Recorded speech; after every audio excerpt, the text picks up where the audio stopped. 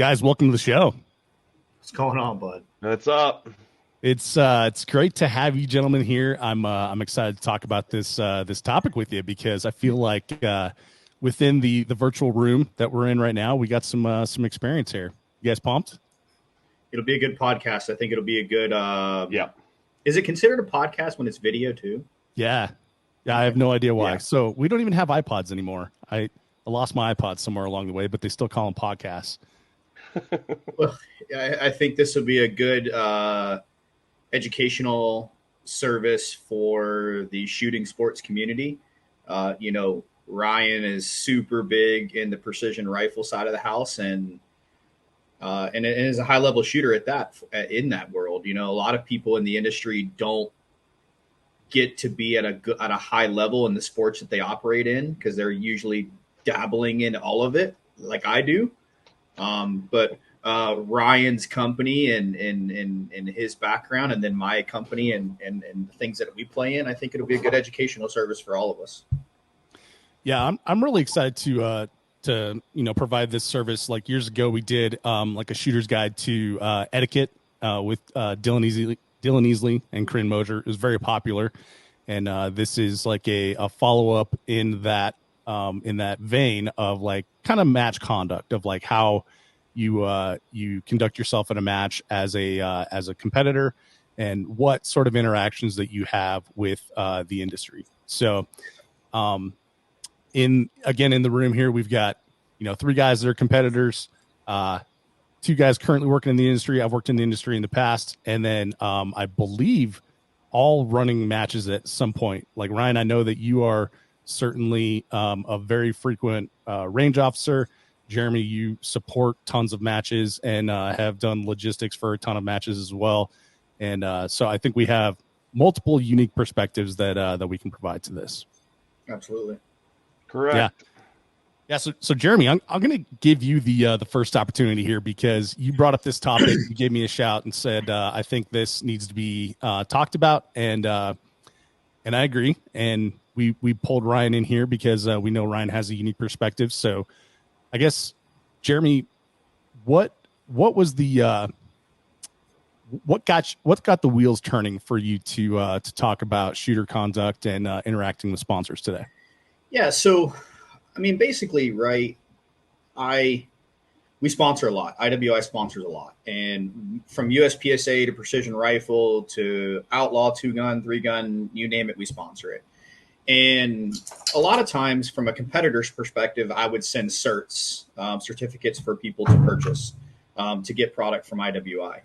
And at the bottom of that cert, it would say, please send an email to this email address, full first and last name, your address, your phone number, actual copy of FFL, blah, blah, blah, blah, blah.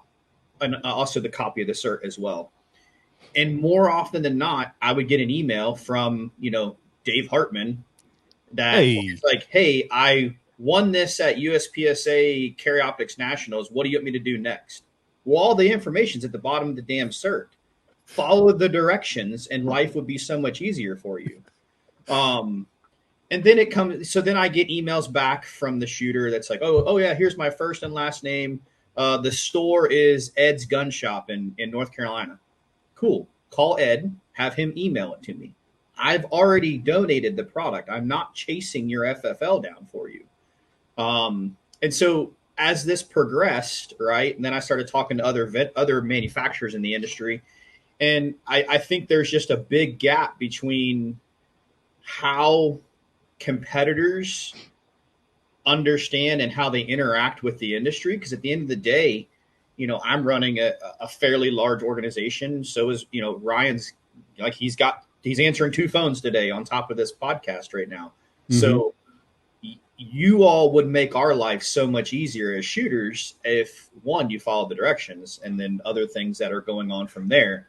And that's kind of what prompted this entire thing. And, I only see it from my side. So then I brought in Ryan because he's the one sport in the precision rifle NRL Hunter series and things of that nature that I don't compete a whole lot in. So I was like, Ryan, am I the only one seeing this? Or is this something that you see on your end? What do you think, Ryan? And so my perspective on it, and it's a little bit different than Jeremy's. So just to preface, I used to handle all of the certs and product, well, assist in handling all that when the old MagnetoSpeed was just itself before Nielsen Kellerman bought it. Now Nielsen Kellerman bought it, and they have a very robust marketing department that handles all that. So it's kind of out of my hands now, thank God. It's great to get some help. Yes, I just,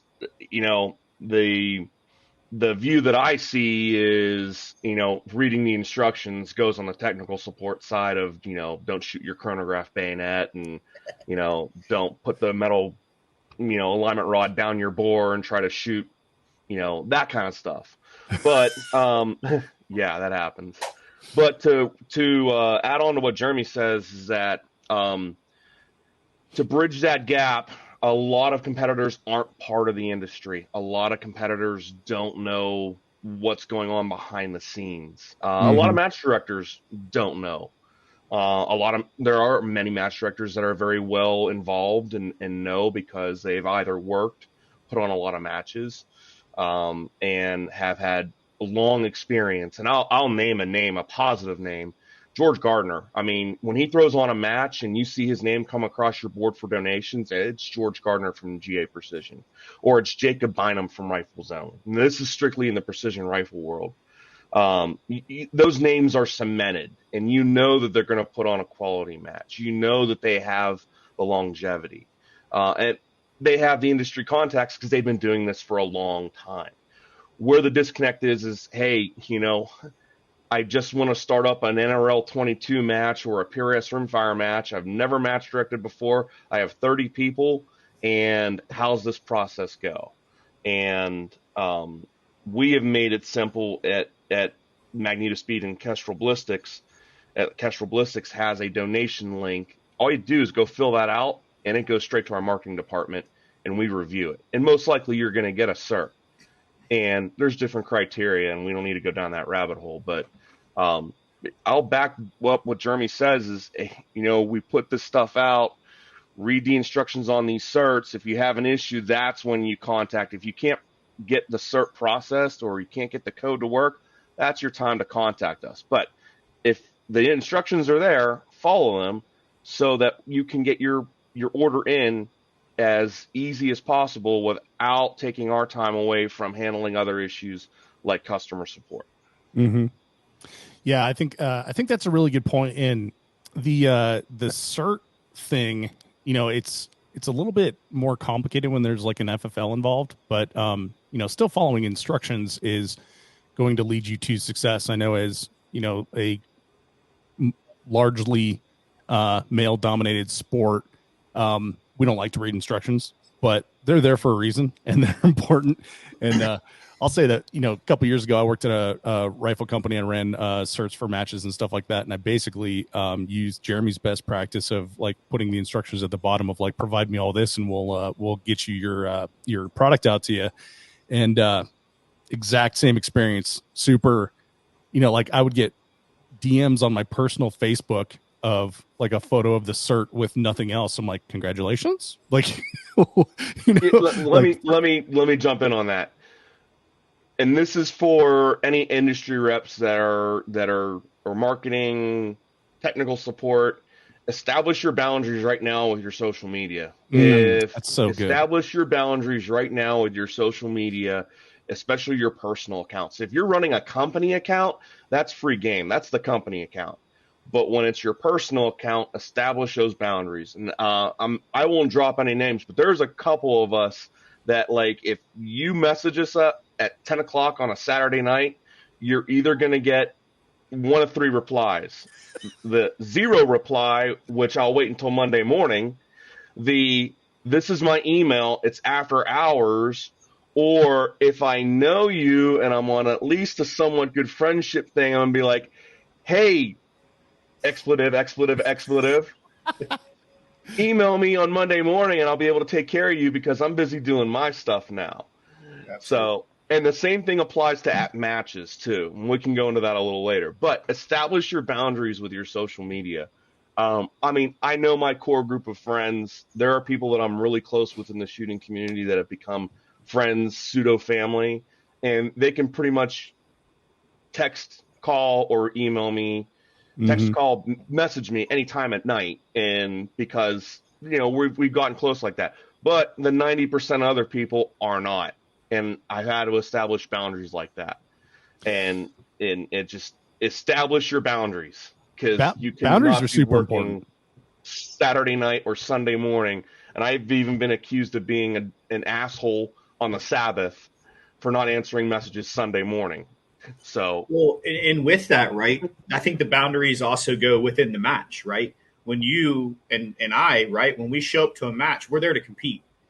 If we're there to run a booth for the company, that's okay. Come talk to us all you want. Even when we're there to shoot the match, come talk to us all we want. But if I'm on deck shooter, or I'm in the hole shooter, it's probably not the best time to discuss what's going on, because right now I'm giving you zero attention to what you're asking me, and I'm not discrediting the shooter who's asking me about the product, but I'm there to compete just no different than he is. Let me get done shooting, and then we can have a conversation with it. At least let me get through the stage. Then we can have a conversation. I watched very early Shane Coley when he was at Glock. A guy walk up to him at a USPSA match, and Shane laid it out. He's like, hey, man, I'm the on-deck shooter. You and I both know that we have to walk these stages and memorize these stages. I'm focused on that. It's not that I don't want to talk to you right now, but I want to perform at the highest level I possibly can too. Allow me that freedom just as much as I'm allowing you that freedom. Mm-hmm. Yeah. So, I've seen that a lot with our buddies, Mike and Lan, when I was, I guess, doing like photography or something for a match or videos or something. And they were getting constant text messages of like, hey man, how tight can I go on a choke and still shoot slugs? It's like, bro, these guys are walking stages. They're shooting a match, and they're trying to do well here. They're also competitors, and they're running tech support on the phone. Yeah. Also with that though, right? Like, so as a company, we have multiple options, and Ryan, you chime in as you see fit. But like, we can either send physical product, we can send the cert. We can have the match director. Sometimes the match director has their own flair of a cert, and they just want to know what the product is, so all the certs look the same. Mm-hmm. And then there's some matches who have no FFL for my product, and they only allow certs. With that, everything has a dollar value. So if we've allocated X amount of dollars to the event, that product is the product. And from like I said, from when I first got to IWI, I was like, it'd be super nice to give somebody the option to pick any X95 we make, any color, any caliber, any barrel length. You pick what you want. But with that, I put an asterisk at the bottom, underneath the picture, that says lead time will vary based off availability of inventory. Yeah, so, and that's because like one caliber is more popular than others, right? So you get a bunch of those in. It just, at the end of the day, I'm still in the business of making money. Just because you shot the match doesn't mean you jump to the front of the line of my X amount of hundreds of thousands of dealers that pay the bills to allow us to do these events as well. Mm-hmm. So you will get in the priority of the system, but that doesn't mean you go to the front of the line. But more importantly, what the lead time means is because of that. But when I respond, or a company responds and says, hey, I got your order in the system, you're good to go.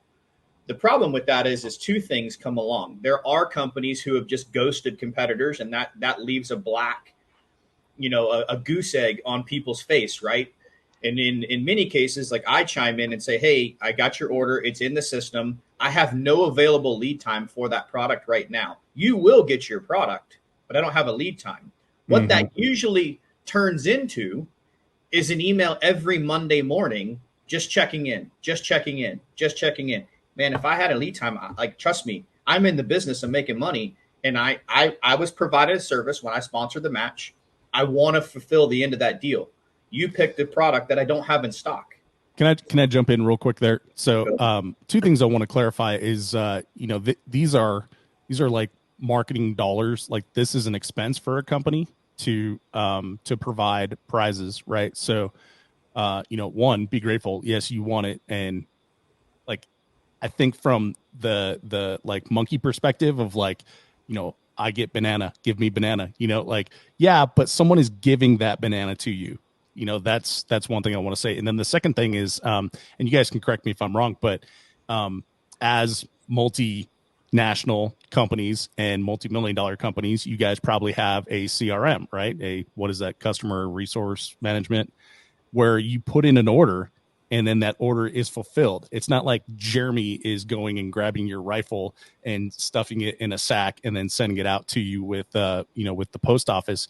Like that is done through the fulfillment process of a company. And I think a lot of people forget that is like, you're in the system and we don't have either inventory now, or that inventory has been allocated to someone else. It will be fulfilled in a timely manner when inventory comes in through the natural process of that CRM. And I think people kind of skip that because I don't know if it's the business they're in or whatever. It's Amazon. I think Amazon has created this mindset of like, I order it today, I will have it tomorrow. That's a really good point. The immediate gratification syndrome of I can order it and I should have it.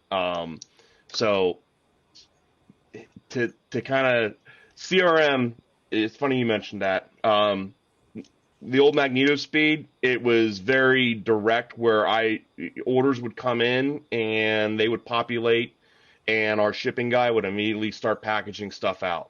Mm-hmm. Now, if it was a cert, I would process that and then I would send that to our shipping guy. Wham, bam, done. When you say process that, you mean like enter their name and address in the system and create like a shipping label form and everything, and it goes to I did all that. Picked and pulled and shipped, right? All the all the warranty and all the price table certs, because that was done manually. Because Magneto Speed, before it was bought, was a smaller company, so it was very direct from me to shipping, and from me communication to my supervisor, which was also the COO and CFO.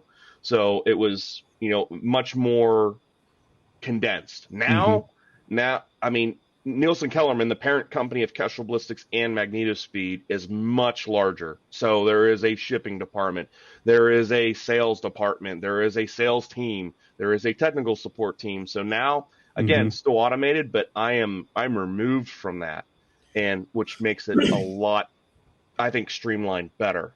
Yeah. So, and I mean, I think that's a good point to say, because I think a lot of people have jobs in an area where they don't necessarily know how production, fulfillment, and things like that work. So, painting a picture of like, this is what happens behind the scenes when you place your order. It's not like there's, a robot cart in the Amazon sense that comes and pulls it, right? Well, I'll add another caveat to that, and that's based off of our company. We're an importer for 85% of our products. So that means I have to put it on the water from Israel to the U.S. That's a 35-day transit. Then it comes into a port, gets through customs, hopefully in a timely manner, and then gets shipped to me. And then I've got to build it out into finished product. So there's a massive gap where even just from production to finished good is a couple of weeks. Never mind the month and a half or so that it's on the water coming to me. So, I think people miss, like you said, they just don't know the back end of all of this, and that's okay. That's what we're here to support.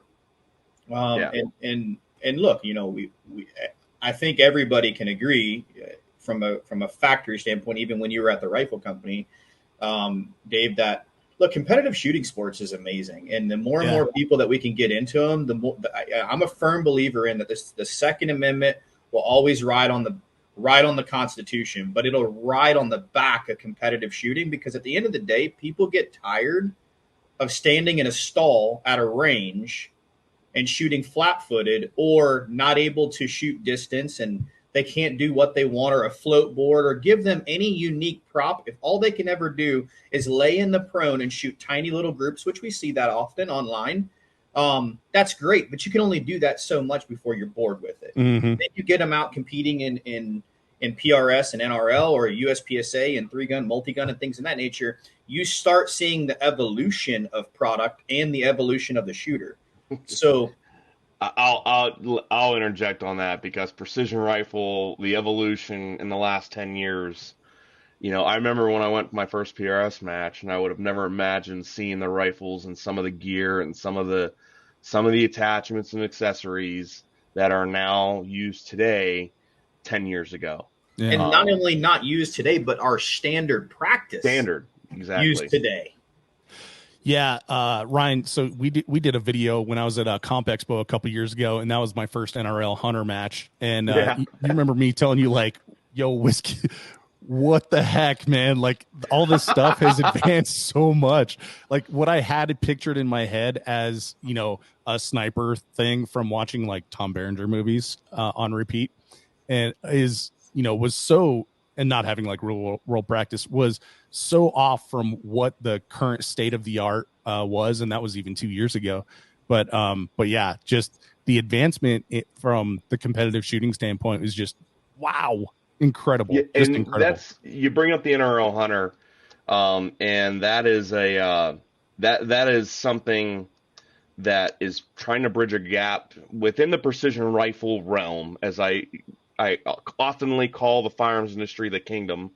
The massive continent of the firearms industry. The realm of precision rifle has smaller little realms.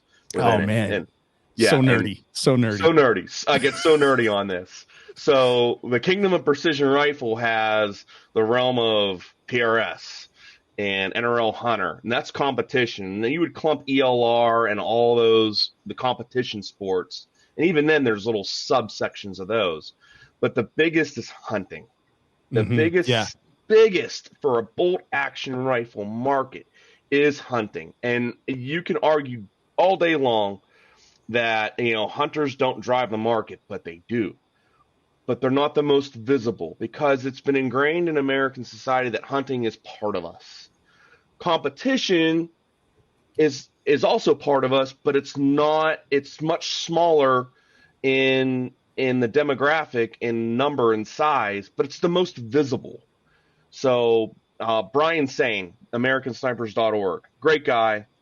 He is, and I'll quote him. He said, "What drives the precision rifle market for everyone else is competition and SOCOM, or military and law enforcement. What is the SF, SOCOM, and what are the competitors using is usually what drives a majority of the market. Not all the market, because let's say there's a lot of hunters out there that want to keep it traditional. They want to keep that very lightweight rifle so that they can go pack and go on their long treks and go on their long walks. I got that. But NRL Hunter is now trying to bridge that gap. It's trying to bridge that gap between the hunter and competitor by putting some standards in, creating some scenarios for hunting, and keeping the rifle weights and the gear restrictions down so that, people aren't building or taking the 30-pound PRS rifle with all the gadgets that you probably would not take hunting. So I give NRL Hunter and also competition dynamics, Steel Safari, Team Safari, these matches are the field fire matches that have been going on for years, almost decade now. And they bridge that gap. More hunters got involved with competition, we would strengthen both the hunting and competition and overall the Second Amendment within the country. But to get involved in competition costs time, money, and resources, as Steve Anderson would say. And a lot of people don't have the time, money, and resources these days, especially components. Mm-hmm. So there's a lot of obstacles, not barriers or blocking, but things to get around. If you really want to compete, you will find a way. If you really want to go hunt, you will find a way. I love it. Yeah. That's a really good, man. You can almost fill in like the other shooting sports in there as well. Like the goal of NRL Hunter you're talking about to bridge the gap reminds me of PCSL. Like their stated goal is to bridge that competition and the tactical gap from like traditional race only to like some gear type of stuff. So it is cool. it's the same thing with Jared and Nick at the tactical games. It's Yes. how do we give the guys who who are big in their primary thing is fitness, but they have a secondary option of shooting. How do we give them a place for shooting, or how do we give them a place to compete? No different than Kalash Bash. You shot the very first Kalash Bash, Dave. There was nobody there. We gave the Kalash Bash, Red October Cold Wars, and the other matches, and the AK community gave the AK shooter, the diehard enthusiasts, and the Galil and the clones of those a place to compete and a place to feel welcome within their own realm. As Ryan would say, everybody has their own subset of their realm that they want to operate in, and by giving them a place to feel at home, that's how we continue to grow the community as a whole.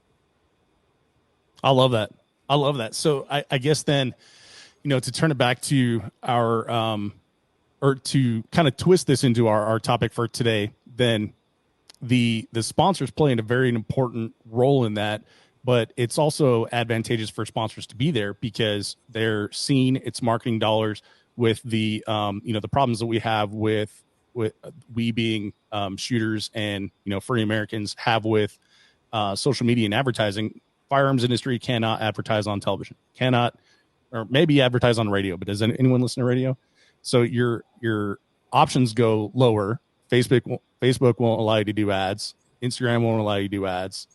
YouTube won't allow you to do ads. Twitter won't allow you to do ads. So you have to do more guerrilla or grassroots type marketing. And that I feel like is something traditional that we've seen for, decades in the shooting sports and even in like motorsports. And that's actually putting, signs, banners, and product in front of people who are participating in matches. And then those people become like your Johnny Appleseed to take that product and that knowledge of, Kestrel Magneto Speed and IWI out to the masses, the people they work with, and be like, oh, check out this cool Tavor I picked up at a match. Yeah. Go ahead, Jeremy. That also throws into piece, like you were saying, at like a motorsports park, right? If you go to a dirt bike race or a drag race, you have the ability to go into the vendor pavilion and the pits and kind of see what's going on into that. Ryan, you're sponsored by Leupold, and we have a good friend in between with Nick. Nick spends a god awful amount of time away from his family and his home to set up demo bays or demo stages, demo product at a lot of the precision rifle matches, just no different than we do in other matches as well. And I think there's not a lot of people who stop by and support it, even if you don't have the time 100%. If the shooting community would just entertain it, go by there, talk to them, you might see something you'd never saw on Instagram, because we can't have the reach of TV and things in that nature. There might be a new reticle from Leupold that they're testing out that you would never know, because they're not going to advertise it. They're just going to see if you pick it up when you're out there doing something. I bring prototype stuff all the time to the range, and nobody knows the difference until this is different. And then they shoot it and they're like, oh, and then 2 years later, the product comes out and they're like, oh man, I shot that at this match, and it must have been in a prototype. And I tell you who's the best at doing that, and he's been doing it for I don't even know how long, but Jerry Mitchell, man, every time I'm at an event where I build a demo bay, he makes the effort to come by and visit with the community or with the vendors, because at the end of the day, without the vendors, without the vendors, you don't have the other half of the competitive shooting sports. I know that people say, I could care less about the prize table. If there's no prize table, I don't care. I'm there to shoot. Hey, rock on. But that's very few percentage, very small. And that's not what the data shows either. Correct. So at the end of the day, when factories are spending their time, not only as the factory with the time value of money and the resources, but also you have to consider the person. Dave, if you remember, when I first came onto the vendor side of the community, Tommy Thacker at Armalite sent me to every 3-gun regional. Mm-hmm. For the first year at Armalite, I spent 310 nights on the road. Visiting. We actually met at Rocky Mountain 3-Gun one time in with Tommy Thacker. That's where you and I met. And But Nick's in the same boat with Leupold. He's not spending 300 nights, but every time I'm on social media or I call him, he's en route to another event to put Leupold product in front of the community with the intent that, hey, it's very few and far between that you could probably not hurt a Leupold, but at the end of the day, people still like, I don't know. I don't know. But if you're there, you have an option to showcase it. But as the season shooters, right, they shoot the match, and if it's a half-day format, they leave, and they never talk to the guy because, well, hey, maybe I'm sponsored by this company, blah, blah, blah. But at the end of the day, it doesn't hurt you to go by there and give them face-to-face interaction, because where this could go is eventually you may want them as a sponsor. If you climb the bar of excellence, you wouldn't you like to know the person who very well could be putting a good name for you at that company? Ryan, you got anything on that one? Yeah, so having vendors at the I'll preface this saying I have been on the road and doing this since late 2013, early 2014. I now have probably over 600,000 miles between the two vehicles that I've been driving.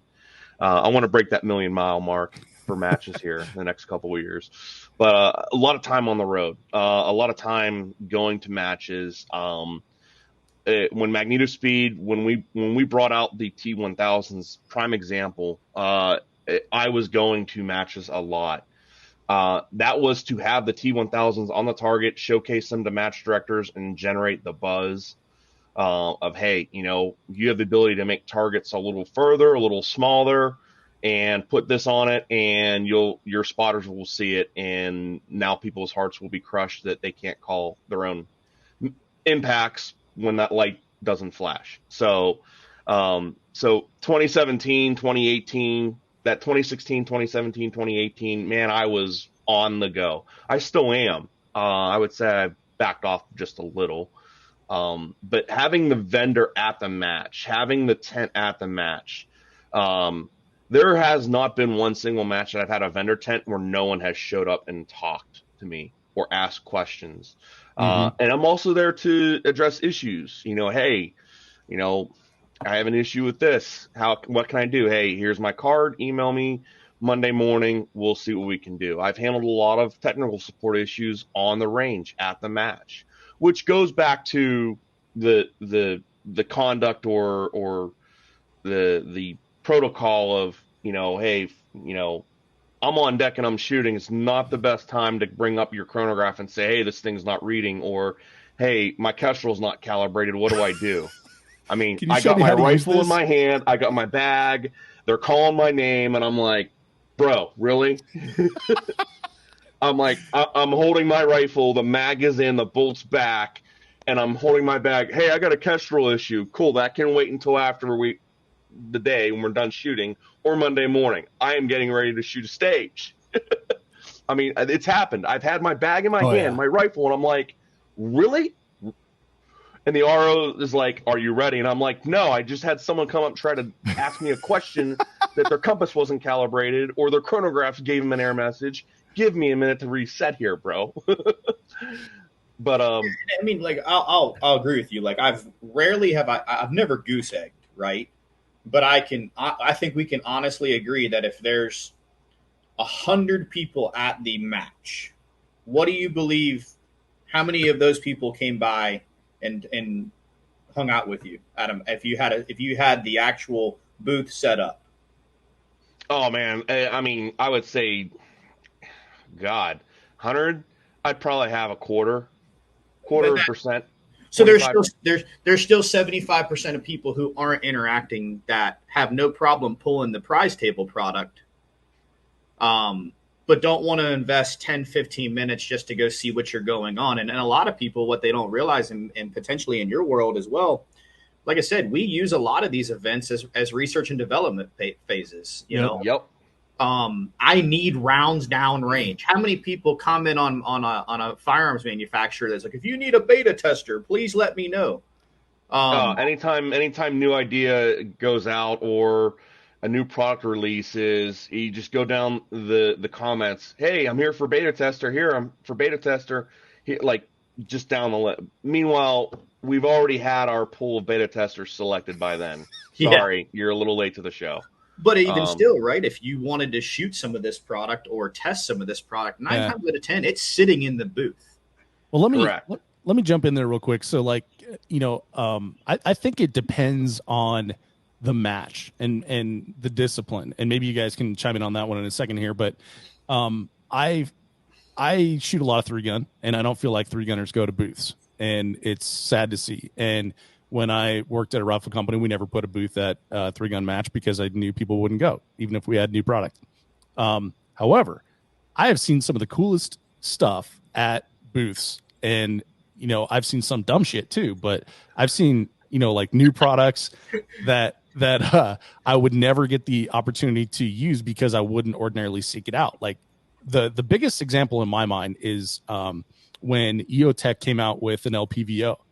Like that never occurred to me that EOTech would have an LPVO, and there it was on a gun. I'm like, whoa! And so I got the opportunity to mess around with that. But you can't see that on Instagram or Facebook or YouTube. You can't touch a trigger on Instagram or Facebook or YouTube. So like, don't let those opportunities go by. And like, even if like, I've shot an AR-15 before, I've shot a bolt action before. It's still cool. Like some of the stuff that it's still somebody else's ammunition that you're not having to pay for to pull a trigger on. Like, and that's why you always see Jerry out there, right? Like he never misses an opportunity. Like Jerry told me like years ago, like you got to learn from every single round, and so he takes every single trigger pull he possibly can. So he's learning while you're chowing barbecue. Well, correct, and I mean that's what I'm getting at is that I believe we've in 3-gun and multi-gun. In USPSA as well, we've created this culture of, there's vendors here, but I'm here to shoot. Well, they're taking time out of their day and and taking time away from their families and to grow their business, but also to speak to you. They are physically there to talk to you, the competitor. Mm-hmm. And what is the match that you've seen the most activation at, Jeremy? I have one in mind. I mean, I got one in mind too. I got a couple in mind. All right. So Jeremy first, and Ryan, you go next. If I go precision rifle side of the house, I'd say the gap grind. And then there's the other one that George puts on. I want to say it's up in Iowa or Nebraska or something. It's up north, northwest. I want to say it's like the Hornady match. I don't know. Hornady PRC. Okay, that one. And then if you go single gun, like rifle, I mean, the boys at Kalash Bash and Dissident Arms do it best. I mean, Ryan, I don't know that you've ever been to it, but no. There's 400 competitors, but there's 700 spectators. And they're there for the vendor community, shooting machine guns, shooting product, buying product from non-FFL items. Even with us, we have a dealer we work with locally that comes in and he sells product with us. But over 3 days, it's not uncommon for us to go through 5,000 to 10,000 rounds of all three calibers of 7.62 by 39, 5.56, and 5.45 by 39. I mean, I have to bring almost the amount of people that I bring to NRA to Kalash Bash simply because the amount of people they bring in for that event. Those are the ones that stand out to me. I know, like, last year, Area 6 for USPSA had a lot of vendor support, and they did a great job advertising it in the local community to get it out there. And we were fairly busy at our demo bay. And then even like a club level thing, Texas precision rifle stuff, when I was on the surgeon side there, I think it's Coffin. Is that what y'all call it? Yeah, Coffin guard. That's my home range. Yeah. So look, I mean, they feed you and they keep you on the range, and it keeps the people there. And then I think it's Patrick. Patient. Yeah, Prentice and Corey run it now, and they do a great job. And from a club level perspective, I mean, you can't. That's like, we talk about the gap grind and these other big matches, but that Texas Precision Club which is a local monthly match, does a great job of engaging the shooter community with the vendor. Mm-hmm. So, Yep. okay, Ryan, how about yourself? What matches stand out to you? Well, he already mentioned the gap grind. That's the just the sheer number and now that Shannon and his team, Shannon and Julie, have the infrastructure. They have a big place to put tents and booths in now that's overhang, and they have it organized now. Even at the K&M match, there was this, back in Memorial Day weekend, there was at least 12, 14 vendors with booths there, and people were going because a lot of the people at the vendor booths are also competing, so they're friends, and people are going to check out the gear. Yeah. So that's the one thing about on the precision rifle side is, and in the PRS and in the NRL Hunter, is a lot of the people competing are also the vendors, are also company reps. So people want to go up and say hi, and then they start looking at gear, and then they bring their friend, and the brand awareness starts going downstream, as I call it. Mm-hmm. So the gap grind on the PRS side, K&M, Hornady PRC, which is George Gardner and Brian Sykes from GA Precision, they get a huge, very big following. And then there's a few other matches throughout the PRS season that are a little bit more visible, and that's because the match directors have hammered down their marketing, and they have a reputation for putting on good matches to bring people in, and they cater towards having people there. We're not going to get into difficulty in match and whether it needs to be a meatball match or a skull crusher. But PRS has a couple of matches. NRL Hunter, the Grand Slam, Dave, you were at the first Grand Slam when they had it out of Cameo, and that's when they had the Comp Expo, and you saw the vendors out there. That was killer. So that was really fun. That was great. Now, Comp Expo, the Grand Slam, that was last year was up in Idaho, and there were at least a dozen vendor tents there, and it was out in the middle of nowhere along the Snake River, and you had vendor tents, and you had a lot of people show up. So the Grand Slam definitely. And then there's a few NRL Hunter matches that get just a little bit more people. The Arizona one, I will specifically name the Arizona one. They don't have a lot of vendor tents there at that one, but it fills and it sells out because it's right before SHOT Show and it's in Arizona. So you're a hop, skip, and a jump away from Vegas. So logistically, it makes sense to go shoot a match, and then if you're industry, just roll over to Vegas, which I've done for the last 2 years. No, that's a hell of an idea. Yeah, it's great. You remember they used to have the multi-gun match right after SHOT.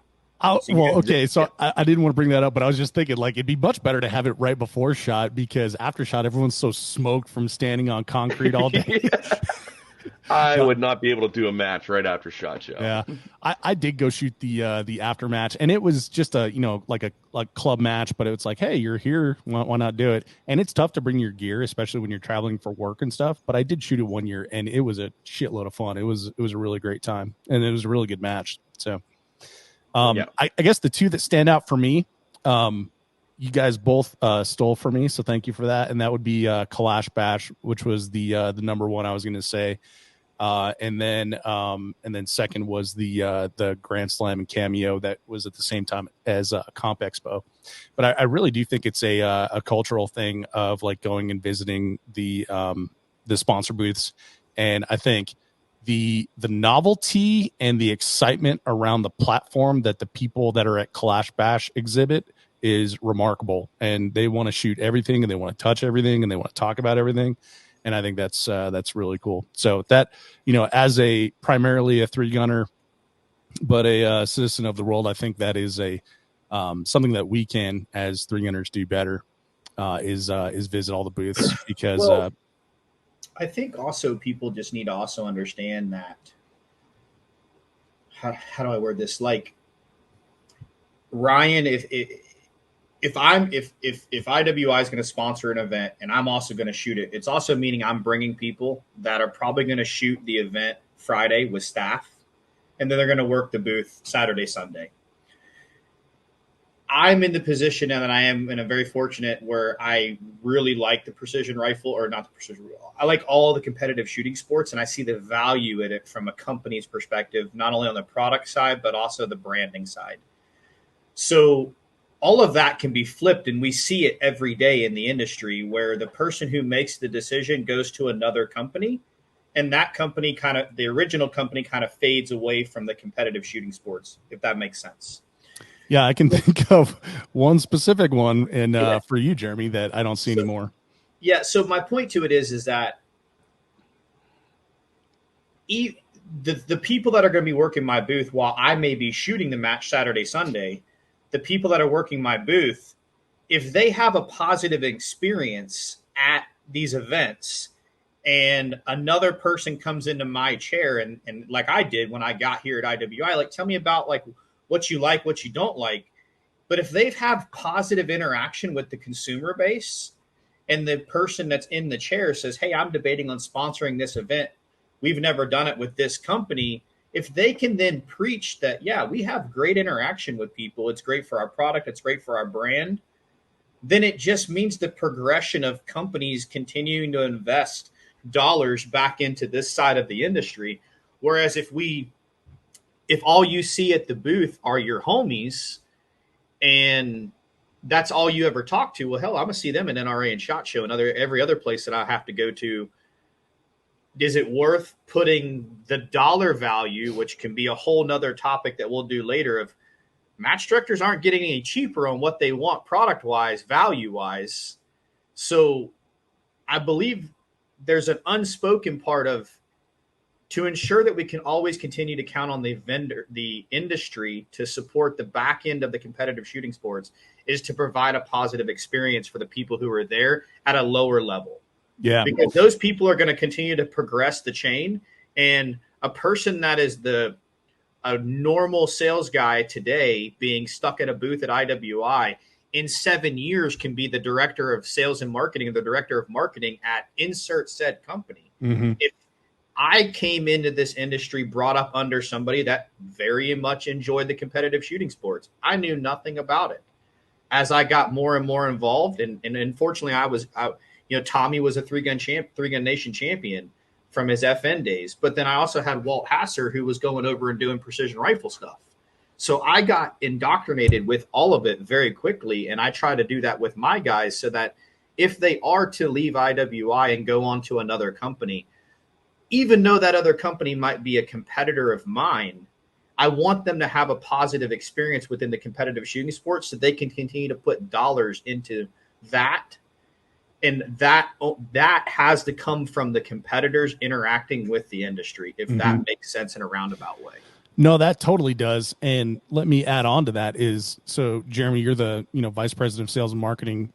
Not a lot of VPs of sales and marketing are actually going to matches. It is the managers and the grunts and the people that are actually Ryan, that are doing that work. But I was, again, I have just a brief experience in this, not nearly as much as you guys, from the vendor or the sponsor vendor side of it.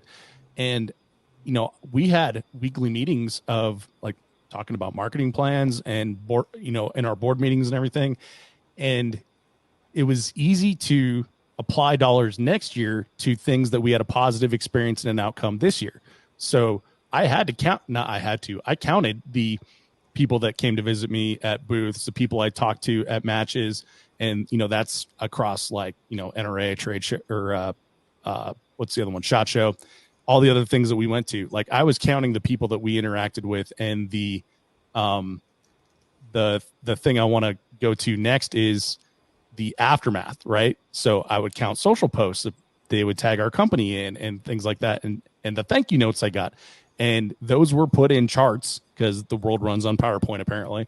And those were fed up the chain. So they saw what not only I was doing, but what the community thought of our brand because we went to these matches. So I guess I want to kind of, we're coming up on time in a little bit here, but I want to kind of run into like, let's do some quick bullet points of best practices. And that leads me to my first one is like, share a post, man. If you get a a Jericho or a T1000 off of a prize table or something like that, like take a picture of that thing, go use it, go shoot it, use it at the range, tag Magneto Speed, tag Kestrel, tag IWI, and thank them for that contribution. But that's like a minor thing you can do. You can also send a thank you note, tell 5 of your friends, bring it to work if you're allowed to do that, show people, like be that advocate for them. And I know that we're speaking to like two sets of people here, just like the people that normally shoot for fun. Those are like the vast majority of people. But I find a lot of sponsor shooters are like, well, I don't, I support this other company. I don't want to give them too much free, blah, blah, blah. It's like, shut up. Just be grateful. Put that post out there. Thank people for it. Send that thank you note. Pushing product and being thankful are vastly different. You can thank somebody. You can thank a competitor of your sponsor for supporting the match while not pushing that product. All you're saying is thank you. You're not saying how great it is or how bad it is. You're simply saying thank you. Thank you for supporting this match. I will say, when I get emails in thanking us for donating and I've even gotten thank yous for even being there at the match, but I forward those emails to my supervisor. Yeah. Because then he sees that I'm not in the marketing chain. I'm on the product support side. So that gets pushed over to marketing, which is huge, that we're seeing that people are recognizing that we're there and they're thanking us. Every match I go to, I hear, thank the sponsors. And I get very few emails. I'm not sitting here complaining that I'm not getting emails, because I know people come up and thank me personally, and that's great. But when we get those emails in, just to let everyone know that watches this podcast, those emails get forwarded up the chain. Yep. They land on my email. Yeah, they land on your desk for sure. When my guys get it, I'm planning the budget. Literally, I've got budget line items for the Gap Grind, for Clash Bash, because those are guaranteed. As long as nothing changes, we're going. Yeah. So the more, if there's I know George, so we support Precision Rifle, even though it's not an operating area for our product. But at the end of the day, you're still a gun guy, Brian. So you still have other guns other than bolt guns, which is why we do it. But when we get those emails, my team, they come to me. And the next time that match director is asking for something, if I don't have to say, tell me more about your match, because I've read enough emails where I'm like, okay, I vaguely remember getting my email exploded by this. Yeah, we're in, dude. Let's see what you got. But yeah, I think that's super important. And like you said, they land on somebody's desk. And with my company, they land in mine. Yeah, they don't fall in a hole for sure. Like they're used for a purpose. And they're great when we get it. And when we get those emails in, when we get people, and even a thank you, and it's usually if someone can't get a CERT process because the code's not working, they will say thank you. And I'm like, congrats, you got it. Thank you for emailing us. Let's get you straightened out. So those emails, for everyone listening, go a long way. You don't realize they go a long way. They certainly do.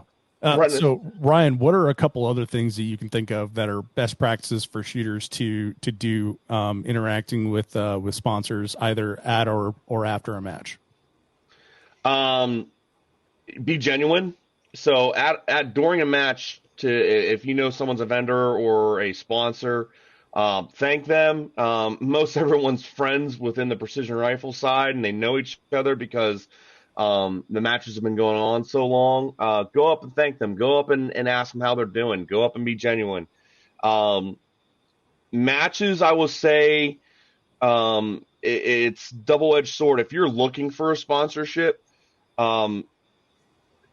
SHOT Show's not the best place. Matches are a good place because that's where the vendors can see you and how you act, and we'll get to know your reputation. If you're constantly swearing on the line, throwing your bags, having hissy fits, bullying ROs, being a general pain in the ass, then when you start going to sponsors, we kind of sometimes talk to each other either in groups or we get together privately and we say, yeah, not that guy. So your conduct at the match is a big thing. That's a huge thing. And then, there are companies that have a lot of different requirements for being on brand. Trust me, I know that. I won't go into my stories. Will not go into my stories. I say this is the kettle calling the kettle black. If you get sponsored, be yourself, be approachable, but remember you're representing brands and you kind of got to play by their rules just a little. Well, it goes back to the most expensive product you'll ever get is the one you got for free. Yeah, exactly. Yeah, classic. Right on. So be a good person, interact with people at the match, thank the people that are there. I'll add to Ryan's, like, if a factory is looking for shooters, we've already identified you a year or two out. We're just watching you from afar, seeing how you're doing, right? Because you've approached us, but you don't know if we've already been watching you. Case in point would be us. We just signed Matt Hempel. He's a top 10 carry optics shooter in the country. I've been watching him for 2 years at matches, purposely squatting with him, and he had no idea who I was. But just to see how he interacts with the ROs, because at the end of the day, you can be the best shooter in the country. If you're not approachable and you're an asshole, you do absolutely nothing but drive my brand down in the process. Mm-hmm. I mean, Dave, you've seen me. I've pulled myself out of matches to give my product to people saying, hey, I'm here on behalf of the company. Something happened to your rifle. I don't know what happened. You had a squib, whatever. Here's my rifle. Here's my ammo. Go finish the match. I'll go hang out in my booth. Have a great day. Yeah, I've definitely seen that. I saw that at Rock Castle firsthand. So a lot of us on certain teams, I'll mention the Loophole team, a lot of us carry extra scopes. So if a scope goes down and you're close enough, one of us might have an extra scope. If Nick or Brad are at the match or any other sales reps, the territory reps are at the match, you're probably going to be able to get a loaner and get back in the game. I roll with an extra scope. I usually carry an extra rifle, either be a 6BR or a 6XE. This year I'm usually traveling with 3 rifles, which is my BR, my XE, and my Creedmoor, with enough ammo for all of them. So in case someone's rifle goes down, they can have at it. And sometimes I'm not deciding on which rifle to shoot until I get to the match. So there's that too. All right, well, guys. So last question I have on best practices, and then we'll let you guys get back to work since I know you're both working today, and I appreciate you taking the time. But so as far as like pulling a prize off of a table, I guess this is a 2-parter, so we'll go a little bit longer. Pulling a prize off the table. So if you get a prize as part of your prize package or whatever, I know that there has been in the past like a culture of like reselling. A lot of people will give prizes to like their buddy back at home that doesn't have a cool handguard or something like that and needs one. Like what's the best practice, and what does that look like from a sponsor perspective? I'll go first on this one. So this is my opinion. This isn't law. This isn't anything. It's my opinion. Once me, the company, the vendor, whoever, once the company has given that product to the match director, they've relinquished their custody of that product. So match directors will sometimes ask, hey, can I give this as a standalone raffle for the ROs? That's great. But once I put that product, or the marketing department has sent that product, it's out of our company's control. It's on the prize table. I do not specifically care if someone gets something off the prize table and sells it the next day on Sniper Side. I really don't. What has happened in that chain of custody, as I call it, is now that brand has been seen at the match by all the competitors. Now that brand has been picked up by a competitor, and now that brand is being projected on another avenue of social media. So now I'm getting brand projection downstream, which I'm okay with. If someone has a V3 already and they want to sell a V3, by all means, someone else is going to get a V3, and then they're going to take it to the range, and 5 other people are going to see it. Then 5 other people are going to buy it, and then 10 other people are going to see it. I've just pushed that brand downstream just with that simple donation. That's how I view it. But there is some protocol that I think that if you are sponsored by insert scope company and you pick up a scope off of the table that's a competing brand, at least say a thank you and tag them, and then it's yours. You can do whatever you want with it. And I know a lot of other reps feel differently about that. There's a lot of other people that feel differently about that. But in the reality, once a company rep has put something on the prize table, it is no longer part of that company. They've donated it. And we want to see it. We want to see it being used the best. I would like to see new shooters, competitors, seasoned competitors, if they get something, they can sell it. But hey, if you got a friend that's trying to get into the sport, give it to them or sell it for 50%. Yeah, give them a bro price. Yeah, I mean, ultimately it lands in the hands of somebody who's going to use it, not sit on a shelf. Exactly. Exactly. That's what I don't want. I don't want it sitting on a shelf collecting dust where it's not going to be used and people are not going to see it. Yeah, so I guess my point of view is this. If it's physical product, I agree with Ryan on once I've relinquished control of the product to the match director and we've discussed how that's going to go, if you told me the product's going to go to the prize table, I'm okay with that. But that doesn't mean you get to pull one now for a raffle later down the road, because now I'm expecting my product to be on the prize table for competitors. Now, the only caveat that I'll add to that from an FFL perspective on our end is that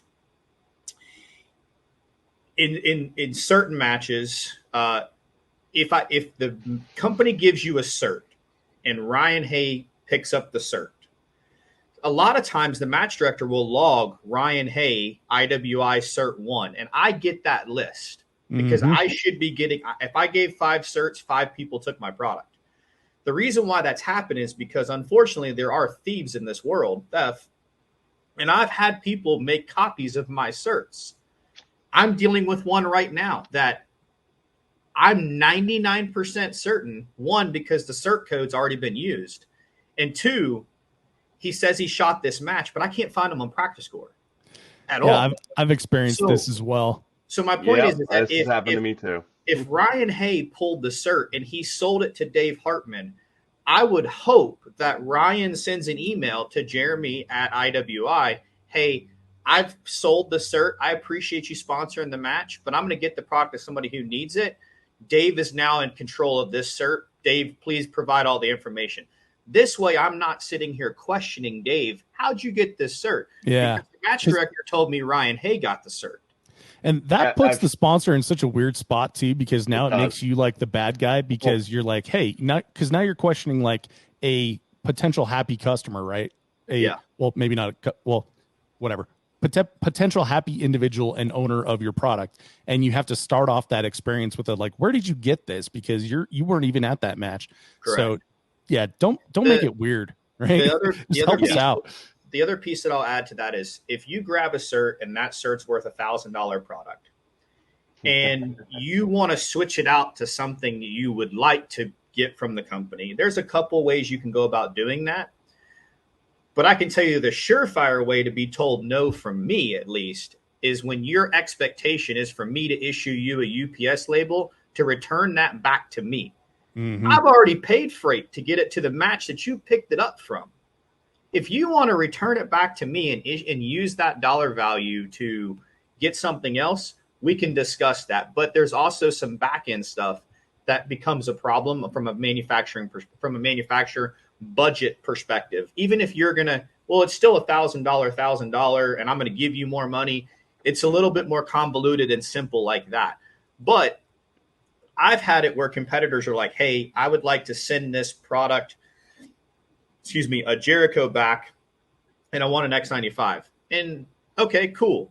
Or are you going to ship me a shipping label? No, I'm not paying freight to get it back to me. That doesn't make any sense. But like I said, I think if the biggest thing that, I would say, if like you said, if you're a sponsored shooter and you pull your competitor of your sponsor's product, cool. Thank them. If it's a cert, even if it's a Kestrel, a free Kestrel, sometimes the match directors will log that and provide those names back to the vendor community. Start the email and say, hey, I have since sold this cert to Dave or whoever. Dave will now take it on from here. This way, the transition is seamless. Yeah. Just because we have had people take copies of certs and, like you said, you put the vendor in an awkward position because now it's like, well, you're not the name that was provided to me, and I can't find you anywhere on Practice Score that you shot the event. So I'm assuming you purchased it from somebody. And then I start asking questions, and it's a hard conversation to have with people, but we have had people do it, and it sucks. It's happened. It's happened. It's not happened since, at least I haven't seen it since Nielsen Kellerman bought Magnetospeed. But back when I used to put the certs on the table and have the code on the table. On the actual cert, when I was doing it just for Magnetospeed, I would have some people call in, and it was rare. I mean, I'm not saying this was like, every match. It was very rare, but it happened where someone had already redeemed the cert, and then someone else would come up, hey, I bought this cert on Sniper's Hide. And I'm like, that cert's already been redeemed. I've had people use the cert code, because the cert code at email comes to mind. I'm sitting at the prize table, and that code got activated before the prize table was ever walked. Ooh. Because people walked by it and took a picture of the cert, and they're on my website with their smartphone trying to activate that code. And I'm like, you've just dimed yourself out 100%. Like, we're not even walking the prize table. Wait until Monday. Wait until we get back in the office at least. So... But I would say, I don't care if you take the product and you sell it, right? I don't care. If somebody's going to get it that wants it, and they're going to get a deal, hopefully, and I hope to see them out there. Dave, you and I saw Aaron Hayes take Riley Cruft's Galil that he won. Yeah. Go shoot a match, win another Galil, and then hand Riley back the brand new one. It was like, thanks, bud. So yeah, exactly. No, I mean, at the end of the day, I could care less. Like I said, I think the only thing that I would say is, like I said, just if you're the original owner of the cert, even if the product is at Donnie Flo's Stage Zero's FFL or Shannon K's FFL, he's expecting you to come pick that product up because you pulled the cert. When you don't show up, he's going to start asking questions. Did Ryan leave it somewhere? Did Dave leave it somewhere? Did you transfer it, or was there a copy made? So I just think that would be super simple, and it doesn't take much to do it. Yeah, and if you, especially if you're like selling it to someone that's not in the match, don't set your purchaser or your buddy up for a bad time. Like, help them out and help the vendor out as well. All right, guys. Well, we've come up on our time here, so real quick, let's do final thought or piece of advice. Ryan, anything you want to be sure to tell the audience before we go here? Read the instructions. What I say about everything, read the instructions. Don't put your alignment rod in the bore. Don't shoot your bayonet. Read the instructions. And, here's one good thing.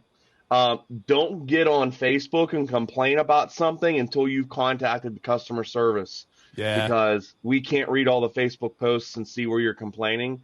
So give the companies the benefit of helping you by contacting their technical support team before going on Facebook and complaining about it. Because when I see that, my leash is kind of off. So I'm allowed to go bulldog on you. But read the instructions, seriously. I love it. Good one. Jeremy, how about you, bud? Man, I think we covered a lot here, and we'll do part 2 maybe later. That is geared towards more the match directors. But yeah, read the instructions on the cert. If there's vendor support at the match, go by, shake their hands, talk to them about the product. Even you could very well be asked questions about your product. And as we said, just kind of support the industry. Don't bite the hand that feeds you as well, because we're not actively trying to do that to you. Support us on the back end, and I think overall everybody's match experience will be that much better. And I mean, look, early Three Gun Nation days, everybody was walking away with at least their match fee in prizes. That's gone away now, and now we're doing other stuff, which I think is great. But yeah, just support the industry; they'll support you, and go from there. It's always going to be a good time, and again, the vendors are there to ensure that your entertainment dollars, because that's what you are as a competitor, your entertainment dollars are being used to the maximum exposure. And if you can use somebody else's free ammunition, I mean, Dave, you've seen me. If you want to shoot a machine gun and you have the ammunition that's yours, my guns are temporary imports from Israel. We'll melt them and send them back. I don't care.